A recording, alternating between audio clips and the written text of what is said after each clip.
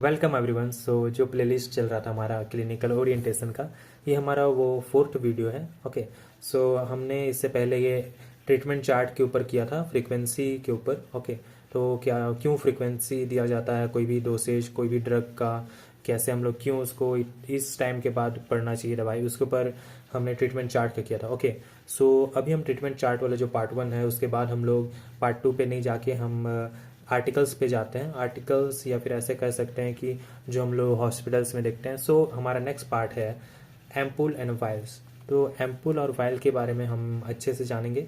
काफ़ी लोग वायल्स, वैक्यूटेनर्स को भी वायल्स बोलते हैं, लेकिन वो वायल नहीं होता है। ओके, वैक्यूटेनर जिससे ब्लड सैंपल निकालते हैं वो वायल नहीं है। This is not a vial. Okay, vial, ये दोनों जो एम्पुल और वायल है, ये मेडिकेशन जो हमारा रहता है, ये एक स्टोरेज का काम करता है। ओके, और वार्ड में क्या करते हैं कि वार्ड में जो वैक्यूटेनर्स होते हैं, है ना, वैक्यूटेनर्स, उसको भी वाइल बोलते हैं वो बहुत लोग। ओके, सो वाइल्स नहीं है वो। Let's see and go to the videos. Okay, so आप देख सकते हैं वाइल्स ये होते हैं जिसमें मेडिकेशन स्टोर करके रखा जाता है, और एम्पूल होता है ये। ओके, जो ग्लास कंटेनर्स होते हैं पूरी तरह से, है ना, इसमें कोई ना ही रबर रहता है, पूरा का पूरा जो मेडिसिन रहता है वो ग्लास कंटेनर के अंदर रहता है, वो रहता है एम्पूल। और वायल रहता है, इसमें एक रबर का स्टॉपेज रहता है। ओके, और ऊपर से एल्युमिनियम का फॉयल जैसा लगा रहता है, और एक और कैप भी रहता है। ओके, तो वो रहता है वायल। तो अपना जो टॉपिक है स्टार्ट करते हैं, है ना, काफ़ी इंटरेस्टिंग टॉपिक है, और इसके ऊपर सारा हमने डिस्कस कर लेंगे जितने भी वो A to Z रहता है इसका। ओके, तो सबसे पहले आता है ampoule. The ampoule. An ampoule is a small sealed glass container that hold a single dose. Okay. सो जैसे कि इसमें पहले ही कह दिया कि एक स्मॉल सील्ड ग्लास है एम्पुल। तो एम्पुल अगर आप देखोगे तो वो एक पूरा की पूरा ग्लास कंटेनर होता है, ना ही उसमें स्टॉपेज के लिए रबर होता है, कुछ नहीं होता है।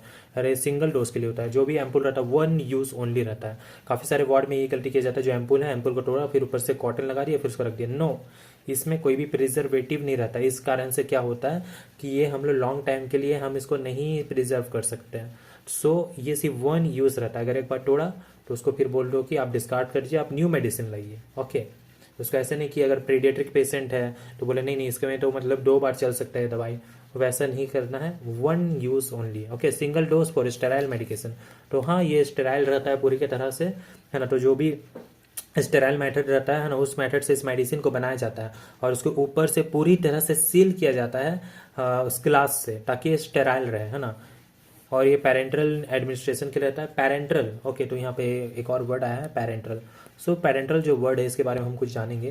तो इसमें जो वर्ड है, इसमें 2 वर्ड है। ओके, पेरेंट्रल, तो PAR, और एक आता है ENTER, एंटरल। ओके, एंटरल मतलब होता है हमारा डाइजेस्टिव सिस्टम, है ना, इंटेस्टाइन, डाइजेस्टिव सिस्टम, है ना, डाइजेस्टिव सिस्टम। आप इंटेस्टाइन ज़्यादा अच्छा रहेगा वर्ड, इंटेस्टाइन।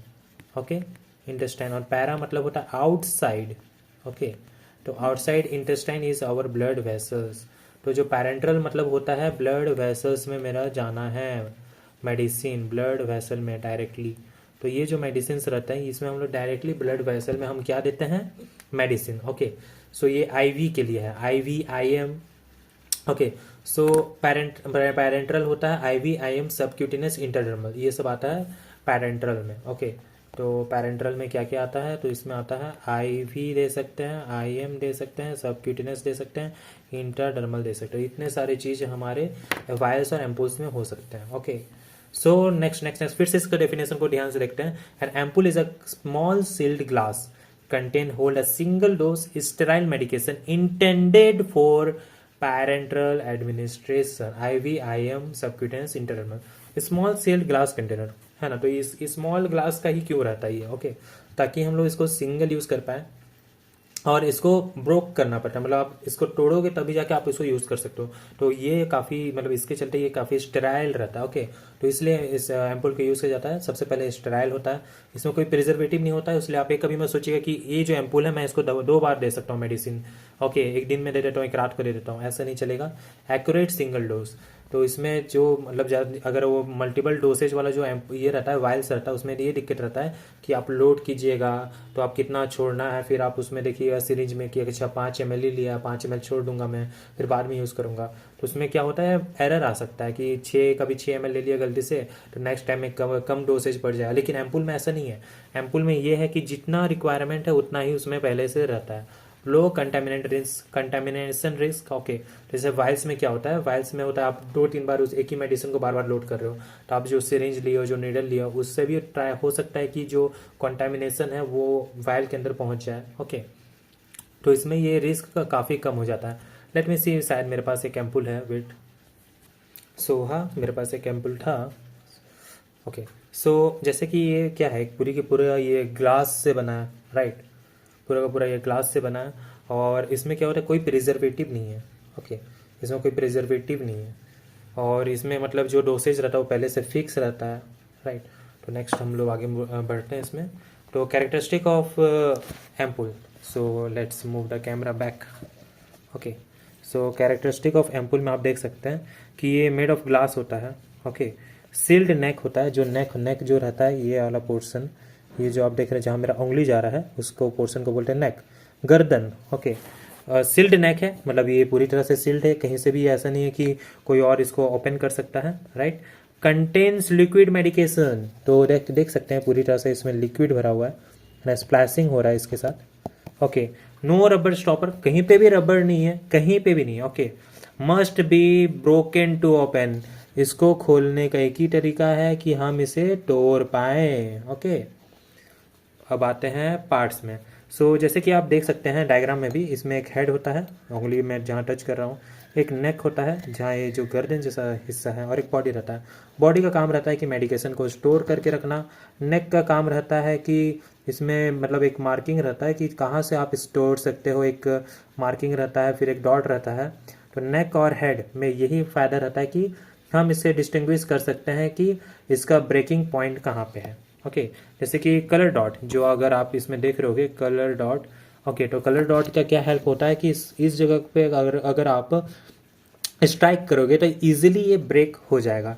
और एक आपको ब्लैक कलर का जो सर्कल दिख रहा है, उस वाले पोर्शन से अगर आप तोड़ोगे तो वो भी एक कटिंग लाइन है। तो कटिंग लाइन और कलर डॉट आप इस सैंपल में बहुत अच्छे से देख सकते हो कि एक आपका ब्लैक डॉट है और एक कटिंग लाइन है।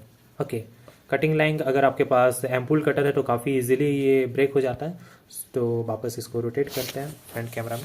ओके, सो जैसे कि मैंने बताया, पार्ट्स में होता है, एक ग्लास बॉडी होता है, एक नेक होता है जहाँ से इसको तोड़ा जाता है, इसमें एक कलर डॉट होता है और एक ब्रेकिंग पॉइंट्स होता है। Okay, narrow, breaking point, scoring ring, जो भी है। अब नेक्स्ट आते हैं लेबल्स। तो लेबल में क्या क्या रहेगा। ओके, सो फिर से कैमरा को टर्न किया जाए। सो ये है लेबल। तो अगर आप लेबल में देखोगे, लेबल को मैंने क्या किया, इस लेबल को फ्लैट करके मैंने पीपीटी में अपना इसको डाला। ओके, सो आपको ज़्यादा इजी होगा, तो उस पर वापस आते हैं। सो वेट, मेरा कहाँ गया स्टाइलिस। ओके, सो सबसे पहले एपिनेफ्रिन इंजेक्शन यूएसपी। ओके, तो एपिनेफ्रिन इंजेक्शन, तो सबसे पहले मेडिकेशन के बारे में दे दिए कि क्या इसमें ये है, कौन सा मेडिसिन है। ओके, नेक्स्ट दे दिए कि इसमें कितना mg है पर ml। ओके, सॉरी, हाँ, कितना mg इसमें क्या क्या है, इसमें क्या है, कंटेन्स दे दिया इसमें। ओके, एक और इसमें दे दिया कि कब तक चलेगा, है ना। इसमें अगर दिख रहा होगा, हाँ, एक और चीज़ आपको दिखा रहा हूँ, 1 ml single dose prefilled syringe. तो इसमें पहले से दे दिया कि 1 ml सिंगल डोज, इसको आपको बार बार यूज़ नहीं करना, आपको बस ये सिर्फ सिंगल टाइम यूज़ करना है। ओके, इसका कंटेंट कितना है, इसका डोसेज क्या है, इसको कैसे स्टोर करके रखना है। एक और आपका एक्सपायरी डेट वाला दिया हुआ है कि ये कब एक्सपायर होगा। ओके, सो इस लेबल में क्या क्या था, ड्रग नेम था, स्ट्रेंथ था कि कितना mg है। ओके, एक्सपायरी डेट है और बैच नंबर ये रहा। सो लेबल्स में ये चीज़ लिखना होता है क्योंकि कांच में हम लोग लिख नहीं सकते हैं। Okay, so next step by step opening of ampoule. So मैं इसको नहीं तोड़ने वाला, बट आपको मैं किसी तरह से गाइड करने का कोशिश करूँगा। सबसे पहले वॉश द हैंड्स। ओके, है ना, अच्छे से हाथ को धो लेना है। कोई भी आप प्रॉपर कोई भी प्रोसीजर करने जाओ, सबसे पहले हैंड हाइजीन सबसे ज़्यादा इंपॉर्टेंट होता है क्योंकि हैंड ही हमारा एक सबसे बड़ा कंटेमिनेशन चीज़ है। ओके, नेक्स्ट है टैप्ड एम्पुल, है ना। एम्पुल को आपको टैप करना होता है, क्यों, क्योंकि कभी कभी क्या होता है कि जो एम्पुल में जो लिक्विड रहता है, अगर आप देखोगे, मैं इसको ये करके दिखाता हूँ। जैसे कि अगर आप देखोगे जो एम्पूल के अगर कभी एम्पूल कभी डाउन रखा रहता है, कभी स्टोरेज के टाइम में कैसे भी रखा रहता है, ओके। तो इस कारण से क्या होता है कि एम्पूल के ऊपर पानी या फिर जो उसका मेडिकेशन रहता है वो अटक जाता है। तो हम क्या करते हैं, उसको टैप टैप टैप करने से जो उसमें रहता है मेडिकेशन वो नीचे गिर जाता है। अगर आप देखोगे तो पहले क्या था, थोड़ा सा उसमें अटका हुआ था मेडिसिन, ओके। अगर आप उसको अब टैप टैप टैप करोगे तो जितना मेडिकेशन अगर कुछ अटक भी रहा है उसके नेक में और हेड में तो वो नीचे गिर जाता है, ओके। नेक्स्ट है clean the neck with spirit swab, है ना। अगर आपके पास कोई स्पिरिट स्वैब है, जैसे कि कॉटन ले लेना, उसमें क्या बोलते हैं, आप स्पिरिट डाल दीजिएगा जैसे कि सैनिटाइजर, और उसको अच्छा से नेक को साफ करना है आपको। नेक और हेड, आप नेक और हेड दोनों को साफ कर सकते हैं जहाँ पे भी उसका स्ट्राइकिंग पॉइंट है, ओके। नेक्स्ट आपको गॉज और एम्पुल ब्रेकर। सो अगर आपके पास एक प्रॉपर हैंड रबर वाला जो आपका ग्लव्स है, अगर वो है लेटेक्स ग्लव्स, तो आपको उतना ज़रूरत नहीं है गॉज पीस का। और एक एम्पुल ब्रेकर आता है, अगर मैं आपको दिखा पाऊँ ampoule breaker, wait let me show you. तो एम्पुल ब्रेकर क्या होता है, काफ़ी इजीली आप एम्पुल को कट कर सकते हो एम्पुल ब्रेकर से, और वो इतना महंगा भी नहीं होता है, विद इन 100 to 200 रुपये में आ जाता है ampoule breaker. Late me show you, ये काफ़ी क्यूट सा होता है, आप देख सकते हैं एम्पुल ब्रेकर, और उतना महंगा नहीं होता है। और मेरे काफ़ी सारे दोस्त, यहाँ तक कि मैंने भी एम्पुल ब्रेकर खरीद के रखा हुआ है। इसमें जो रहता है कि आप इजीली इसको ब्रेक कर सकते हो, और इसमें हर एक साइज का आता है, ओके। हर एक साइज का इसमें क्या होता है एम्पुल ब्रेकर में, उसमें होल्स होते हैं, आपको उस होल में अटकाना है और इसको क्या करना है, टिल्ट करना है, और उस हिसाब से ये कट जाता है। तो एम्पुल ब्रेकर काफ़ी ज़्यादा यूज़फुल है ना। और लेकिन ये हमारे वार्ड्स में बहुत कम ही यूज़ होता है कि हम क्या करते हैं, मैक्सिमम वायल से ही एम्पुल को कट करते हैं। तो कौन सा ज़्यादा सही टेक्निक है बताइए, वो है एम्पुल ब्रेकर का, ओके। एम्पुल कटर भी काफ़ी जगह इसको बोला जाता है। तो नेक्स्ट इसमें इसको अटैच किया जाए एम्पुल ब्रेकर को, ओके। पेस्ट, मैं इधर पे अटैच कर देता हूँ एम्पुल ब्रेकर को, अगर यहाँ पे इमेज एडिट करने का जगह होगा। So long press, insert image and ampoule breaker complete. So this is a ampoule breaker, okay. So next हम लोग मूव करते हैं। सबसे पहले हमने हैंड वॉश किया, है ना। उसके बाद हमने टैप किया, ताकि हमने क्या किया, उस जो उसमें अटका हुआ था मेडिसिन उसको रिमूव कर दिया, क्लीन किया। नेक पे हमने ग्लव्स पहना और एम्पुल ब्रेकर से उसको तोड़ा, okay. Break away from you, है ना। तो ये ब्रेक अवे फ्रॉम यू, इसका मतलब ये है कि जब आप इसे तोड़ोगे आपको इस तरह से नहीं तोड़ना है, ओके। मतलब ये जो टिल्टिंग है वो अपने चेहरे की तरफ नहीं करना है, क्योंकि जब कांच टूटेगा वो जो मतलब जो पार्टिकल्स वो आपके तरफ भी खिंचा सकता है, आपके आँख में भी जा सकता है। इसलिए जब भी आप इसे तोड़ोगे तो आपको इस साइड तोड़ना, मतलब उसको opposite direction of your self, okay. मान लीजिए कि ये एम्पुल कटर है ना, तो आप इसको तोड़ भी रहे हो तो आप इस डायरेक्शन में तोड़ोगे, आप इस डायरेक्शन नहीं तोड़ोगे, नहीं तो इस डायरेक्शन तोड़ने से क्या होगा कि आपके आँख तरफ में कांच आ सकता है। आपको ऑपोजिट टू योर सेल्फ तोड़ना है इसको, okay. Break away from you to snap, okay. Never break toward yourself, क्योंकि आ सकता है कुछ भी, ओके। एक और है अटैच फिल्टर नीडल्स। तो बहुत सारे सिरिंजेस में क्या रहता है, फिल्टर्स नीडल्स रहता है, उसके हब में लगा रहता है, ओके। तो इससे ये बेनिफिट होता है कि अगर कांच, मतलब कभी भी आप इसे तोड़ोगे तो कुछ ना कुछ तो कांच पार्टिकल, मतलब ग्लास पार्टिकल्स इस मेडिसिन के अंदर चले जाता है, राइट। जब इसको तोड़ोगे तो क्या होता है, ग्लास पार्टिकल्स इस मेडिसिन के अंदर चले जाता है।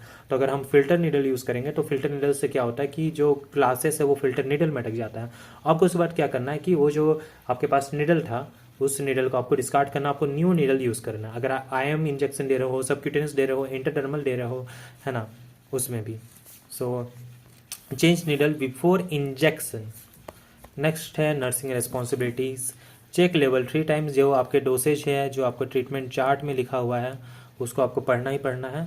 तो इस कारण से आपको लेबल को 3 टाइम पढ़ना होगा कि मेरा डोसेज सही है कि नहीं है, मेरा मेडिसिन सही है कि नहीं है, ओके। सो ये आपको चेक करना होता है। फिर है यूज एसेप्टिक टेक्निक, जैसे हमने देखा हैंड वॉशिंग किया हमने, इसके नेक को हमने कॉटन से स्पिरिट से वॉश किया। यूज फिल्टर नीडल, ताकि क्या हो, ग्लास पार्टिकल्स गलती से भी मेरे थ्रू किसी के बॉडी में एंटर ना हो, क्योंकि ये क्या है, ये हम लोग दे रहे हैं पैरेंट्रल, ओके। पैरेंट्रल दे रहे हो तो ये डायरेक्ट IV या और IM में जा रहा है। इस कारण से क्या हो सकता है, जो ग्लास पार्टिकल्स है वो मेरे ब्लड वेसल में एंट्री कर सकते हैं, और ब्लड वेसल में एंट्री करने के चलते मेरा जो ये है उसको डैमेज कर सकता है। सो एक और है डिस्पोज ब्रोकन ग्लास। जब भी आप इसको आप तोड़ दो है ना, तो इसका जब भी ग्लास रहता है इसके लिए हम लोग अलग से हमारे पास BMW that is biomedical waste management के इस अकॉर्डिंग हमें इसे डिस्कार्ड करना होता है। Okay, BMW biomedical waste management.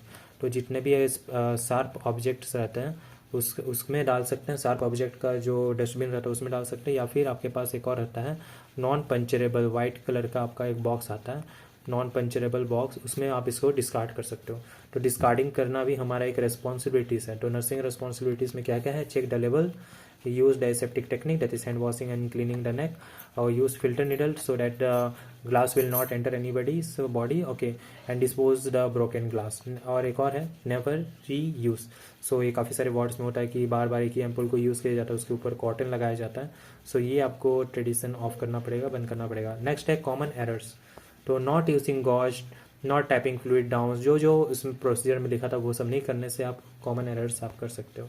एक और सबसे बड़ा एरर होता है एक्सपायरी।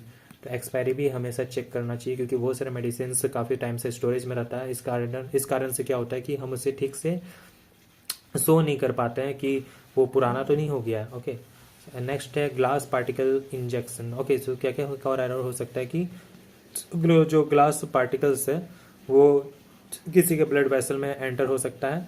कंटामिनेशन भी एक और दिक्कत हो सकता है कि आप उस ग्लास मतलब उस एम्पुल को कंटामिनेट कर सकते हो। एक और है इंजरी टू नर्स। ऐसा एक बार हुआ है कि जब एम्पुल को कट किया जा रहा था तो एक जन के फिंगर के अंदर घुस गया था, सो उसको फिर सुचरिंग कराना पड़ा था। Next common viva question, why tap ampoule before breaking, so that the जो मेडिकेशन नेक में अटका हुआ है उससे नीचे गिरा दिया जाए ताकि डोसेज एकदम सही जाए। Why break away from you, ताकि हमें इंजरी ना हो, है ना। नेक्स्ट है वाई यूज फिल्टर, ताकि ग्लास पार्टिकल्स को हम लोग कलेक्ट कर पाएँ और IV के थ्रू या IM के थ्रू हम ना दे पाए। नेक्स्ट है वाइल। तो वाइल और कुछ नहीं, ग्लास कंटेनर्स होते हैं, स्टोरेज बॉडी होता है एक टाइप का, लेकिन एम्पुल और इसमें ये डिफरेंस है कि इसमें क्या होता है, इसमें आपके रबर हेड्स होते हैं और एल्युमिनियम्स फॉयल होते हैं। ओके, सो जैसे कि ये देखिए रबर हेड और एक और है आपका एल्युमिनियम फॉयल। सो इतना सारा होता है इसमें, एल्युमिनियम होता है, एल्युमिनियम होता है और इसमें रबर स्टॉपर्स होते हैं, रबर स्टॉपर्स। ओके, सो एम्पुल और इसमें यही डिफरेंस है बस।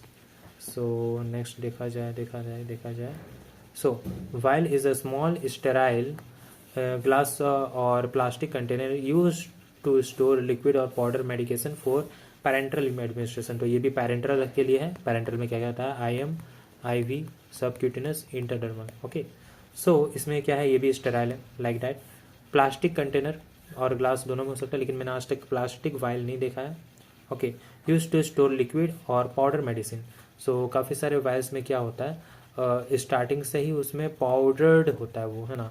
तो हमें क्या करना होता है इसको कि हम उसे क्या बोलते हैं, पंचर करके उसमें हम लोग डिस्टिल वाटर डालते हैं या फिर NS देते हैं 0.9% उस मेडिसिन के अंदर, ताकि क्या करे जो पाउडर फॉर्म है वो जो NS है उसमें वो डिज़ोल्व हो जाए और ये क्या हो जाए, एक टाइप का सॉल्यूशन बन जाए। ओके, और का बहुत सारा जैसे कि लेविटर सेटम जो रहता है ना, लेविटर सेटम में पहले से लिक्विड फॉर्म में आता है। ओके, तो इसमें जो लिक्विड फॉर्म का एग्जांपल हो जाएगा, लिक्विड फॉर्म इसमें हो जाएगा लेविटर सेटम, है ना, स्पेलिंग रहता है लेविट्राशिटम। ओके, और एक और आता है पाउडर फॉर्म में आ जाएगा जितने एंटीबायोटिक्स रहते हैं, पाउडर फॉर्म, एंटीबायोटिक्स, है ना, तो एंटीबायोटिक्स लाइट एमॉक्सिक्लेव एंटीबायोटिक्स, है ना, सेफोएस भी। सो इसमें दोनों फॉर्म में आता है। ये जो एम्पुल रहता है इसमें एक लिक्विड फॉर्म में भी रहता है और एक पाउडर फॉर्म में भी रहता है। ओके, अब टाइप्स ऑफ वाइल्स, है ना, टेम्पुल्स का तो ऐसा कोई टाइप्स नहीं था, लेकिन वाइल्स में हमारे पास टाइप्स आता है। क्यों टाइप्स आता है, क्योंकि जो वाइल्स रहता है हम उसको सिंगल यूज़ भी कर सकते हैं, मल्टीपल यूज़ भी कर सकते हैं, और यहाँ तक कि किसी वाइल्स में अकॉर्डिंग टू माई रिक्वायरमेंट उसमें मेडिसिन रहते हैं। सो उसमें 3 टाइप्स हो रहा है, एक सिंगल डोज, एक मल्टीपल डोज और unit dose. Okay, so multiple dose में आपका आ जाएगा एग्जाम्पल हेपेरिन। अगर आपने कभी ABG देखा हो, VBG देखा हो, तो हेपेरिन यूज़ होता है, और ये जो वाइल है मल्टीपल टाइम यूज़ होता है। ओके, हेपेरिन का जो रहता है वो मल्टीपल बार हम लोग यूज़ करते हैं, इसलिए वो मल्टीपल डोज हो गया। सिंगल डोज हो गया आपका लेविटर सेटम, एनॉक्सापेरिन, ये जो रहता है वो सिंगल यूज़ होता है। मैक्सिमम आप जितने भी वायल्स देते हैं देखते हो वो सिंगल यूज़ होता है। सिंगल यूज़ और यूनिट डोज में ज़्यादा कुछ डिफरेंस नहीं रहता है। ओके, सो नेक्स्ट है single dose, use for one patient, एक ही पेशेंट के लिए यूज़ करना है। नो प्रिजर्वेटिव, इसमें भी कोई प्रिजर्वेटिव नहीं होता है क्योंकि ये सिंगल यूज़ करना है। Antibiotic vial for one injection, जैसे कि आता है आपका सेफोएसपी का आता है, सेफोएसपी का वायल आता है। फिर आपका आता है सेफोएसबी, फिर एमोक्सिक्लेव। ओके, सो ये क्या रहता है, वन सिंगल यूज़ के लिए रहता है। ओके, उसके बाद आता है आपका नेक्स्ट है multiple dose contain preservative can be use multiple times, इसको मल्टीपल टाइम यूज़ किया जाता है। जैसे हेपेरिन हो सकता है, हेपेरिन। इंसुलिन, इंसुलिन भी बहुत अच्छा एग्जांपल, इसको फ्रिज में भी रखने बोलते हैं, आप फ्रिज में रखने बोलते हैं इंसुलिन का जो डिब्बा रहता है उसको। ओके, फिर है यूनिट डोज फाइल, तो प्री मेजर्ड एग्जैक्ट डोज, इस वाइल में पहले से ही एग्जैक्ट डोज रहता है। जैसे कि अगर किसी को देना है 1000 mg PCM, तो PCM का भी जो वाइल रहता है वो भी उतना का ही आएगा। ओके, ये काफ़ी रेयर होता है वैसे, लेकिन PCM का भी वाइल्स आता है। नो डाइल्यूशन रिक्वायर्ड, इसमें ये बेनिफिट होता है कि आपको डाइल्यूट करने का जरूरत नहीं है। जैसे कि लेविट्रासेटम, लेविट्राशिटेम, इसको आपको डाइल्यूट करने की जरूरत नहीं है। ओके, पार्ट्स ऑफ वाइल तो काफ़ी इजी है। जैसे कि किसी भी सिरिंज का जो चौड़ा हिस्सा रहता है उसको हम लोग फ्लैंज बोलते हैं, वाइड सेक्शन। इसमें भी एक नेक होता है, शोल्डर होता है, एक बॉडी होता है, हिल होता है। तो आप इसको एक ह्यूमन बींग जैसा आपके याद कर सकते हो। उसके पास एक हिल है, एक पूरा का पूरा बॉडी है, एक नेक है और हेड है। तो हेड की जगह यहाँ पे क्या हो जा रहा है, फ्लैंज। ओके, और इसमें फुटप्रिंट भी हो रहा है, इसका एक पैर बना दो फुटप्रिंट, और इसको बॉटम। तो बॉटम और फुटप्रिंट में ये अंतर रहता है क्योंकि इसको हम लोग कहीं स्टेबलाइज कर सकते हैं। तो इसका जो फुटप्रिंट रहता है वो काफ़ी कम स्पेस का होता है। फिर एक सिलेंड्रिकल एरिया होता है, उसको वो बॉटम होता है। ओके, उसका नीचे का हिस्सा। सो आप देख सकते हैं एक बॉटम है इसमें, और इसका ये जो थोड़ा सा निकला उभार वाला हिस्सा है वो फुटप्रिंट है, बॉडी है, हील है और नेक है। ओके, अब आते हैं पार्ट्स, जैसे कि ग्लास बॉडी स्टोरेज के लिए लेबल रहता है इसमें, आइडेंटिफाइड ड्रग, इसका लेबल और उसका लेवल एकदम सेम रहता है। रबर स्टॉपर ताकि मेंटेन स्टेरिलिटी करे, हम लोग उसको मल्टीपल टाइम पंचर कर, मल्टीपल डोसेज वाला है तो मल्टीपल टाइम पंचर करने के बाद भी वो एयर सील्ड हो जाता है। ओके, अब है रबर स्टॉपर्स, तो located at the top, rubber stopper located at top, self ceiling, मतलब जो रबर स्टॉपर आप उसको कितना बार भी पंचर कर दो फिर से वापस से सील हो जाता है ना। इस कारण से क्या हो जाता है, स्टेरिलिटी को मेंटेन रखता है। मेटल कैप, ये एल्युमिनियम सील जैसा काम रहता है। इसका काम ये रहता है रबर स्टॉपर को अपने जगह में केंद्रित करने, मतलब उसी जगह में उसको रख देने के लिए, है ना, protect sterility. Remove before first use, okay, इसका काम है इसको रिमूव करना होता है तब जाके हम उसको ये कर सकते हैं, क्योंकि स्टार्टिंग जो ऊपर वाला हिस्सा रहता है वो भी पोर्शन पूरी तरह से ढका रहता है। ओके, टाइप्स ऑफ कंटेंट, जैसे मैं बताया इसमें दो टाइप आता है, लिक्विड एंड पाउडर। लिक्विड में मैंने बता दिया था लेविट्रासेटम, जो एक एंटी एपिलेप्टिक ड्रग है, जिसको मिर्गी का दौरा पड़ता है उसको लेविट्रासेटम पड़ता है। ओके, पाउडर में आपके जितने एंटीबायोटिक्स वाले एग्जांपल्स हो गए, है ना, एंटीबायोटिक्स वाले example, antibiotics. Okay, step by step of drawing medication, तो जैसे ही हमने उसमें देखा था अब इसमें भी देखेंगे। ओके, सो हमें 10 राइट्स याद रखना है मेडिकेशन का। ओके, सो 10 राइट्स के बारे में हम लोग कभी पढ़ेंगे, चेक द 10 राइट्स, है ना, मोस्ट इंपॉर्टेंट है। यहाँ तक कि ये इतना इंपॉर्टेंट क्वेश्चन है कि हर सेमेस्टर, मतलब ये जो सेमेस्टर फर्स्ट सेमेस्टर में ये क्वेश्चन आता ही है, सेकंड सेमेस्टर में भी ये क्वेश्चन आता ही है। वैसे ये मैक्सिमम सेकंड सेमेस्टर में आपका ये इंपॉर्टेंट है ना। सेकंड सेमेस्टर में डायरेक्ट ये क्वेश्चन वाइवा का क्वेश्चन होता है, उसके क्वेश्चन होता है। सो फिर से हम इसको कंटिन्यू करेंगे। सबसे पहले है वॉश योर हैंड। ओके, इसमें आपको जैसे एम्पुल और इसमें यही डिफरेंस है, आप सबसे पहले हाथ को धो लिए। ओके, फिर आप क्या बोलते हैं, इसको एम्पुल में टैप करना पड़ता था, इसमें ये स्टेप नहीं है। ओके, हाँ, उसके बाद आपको उसके बाद लेबल पढ़ना था, तो लेबल पढ़ने की जगह इसमें चेक एक्सपायरी डेट, वही हो गया। क्लीन द रबर स्टॉपर, जब आप एल्युमिनियम फॉयल को हटाएं तो रबर स्टॉपर को भी आप स्पिरिट से पोछो, जैसे उसमें नेक को पोछ रहे थे, नेक को, इसको नेक में नहीं पोछ के आप इसको रबर स्टॉपर को पोछोगे। Okay, inject air into vial, तो स्टार्टिंग में क्या होता है, जो वायल होता है, ये वायल नहीं है ना, जो वायल होता है उसका जो अंदर का पोर्शन रहता है उसमें वैक्यूम होता है, वैक्यूम, उसमें कोई एयर नहीं होता ताकि स्टेरिलिटी मेंटेन रखे।